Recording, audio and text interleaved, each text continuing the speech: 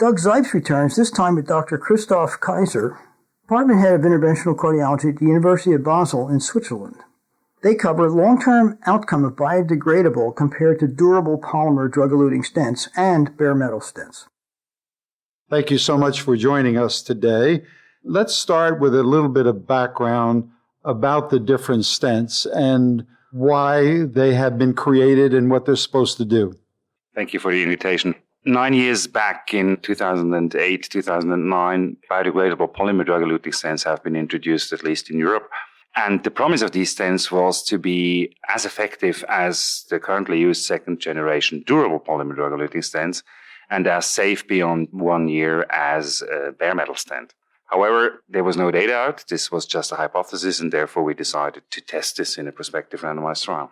Tell us about the trial. What was the structure of the trial?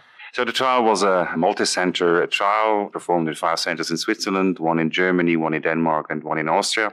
And we randomized our patients 1:1:1 to biodegradable polymer drug-eluting stent. This is the new stent. It was the Nobori stent from Terumo, compared to the most widely used second-generation durable polymer drug-eluting stent, which was the Xine stent, and the bare metal stent, the last generation bare metal stent. And how many patients? We had 2,291 patients, and clinical follow-up was done after 2 years. And angiography was only allowed for clinical indication. And your primary endpoints? The primary endpoint was an efficacy endpoint, which was MACE, a combination of cardiac death, non-fatal MI, and target vessel revascularization. And what did you find? Well, the main findings were actually that after 2 years, the biodegradable polymer drug-eluting stent was non-inferior compared to the durable polymer drug-eluting stent. So there was absolutely no difference in efficacy per intention to treat. However, both drug-eluting stents were superior compared to the bare metal stent. And this was mainly during the first 12 months. And the main driver for this was a reduction in target vessel revascularization, which could have been expected from these drug-eluting stents compared to the bare metal stent. The second endpoint was a safety endpoint, again a combined endpoint. This was cardiac death, stent thrombosis, and non-fatal MI after 2 years. And there was again no differences between the 3 stent groups, neither early or late. So the promise of these biodegradable polymer drug-eluting stents to be safer than the durable polymer drug-eluting stents could not be demonstrated actually in that trial. So are bare metal stents out? From an effectiveness point of view, yes, bare metal stents are out, because both drug-eluting stents are superior. And since there is no sign for late harm in either of these drug-eluting stents, I think bare metal stents belong more and more to the past. So what should the clinician, presumably the interventional cardiologist, take away from this?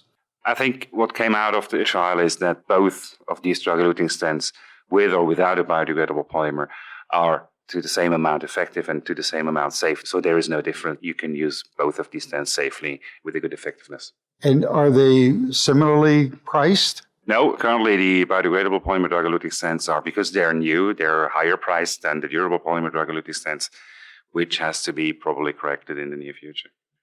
To be economical then, there would be no reason to pick these stents? Definitely not, no. In your own practice, what do you do?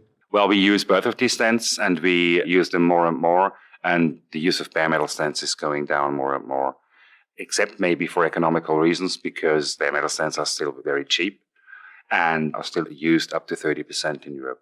And does the lesion, either its configuration or where it is, let's say a high LAD lesion versus something more distal, does that impact on your choice? With the new stents available, it doesn't impact at all. So you can choose either the one or the other. And bifurcating lesions, none of this impacts? No difference. No difference.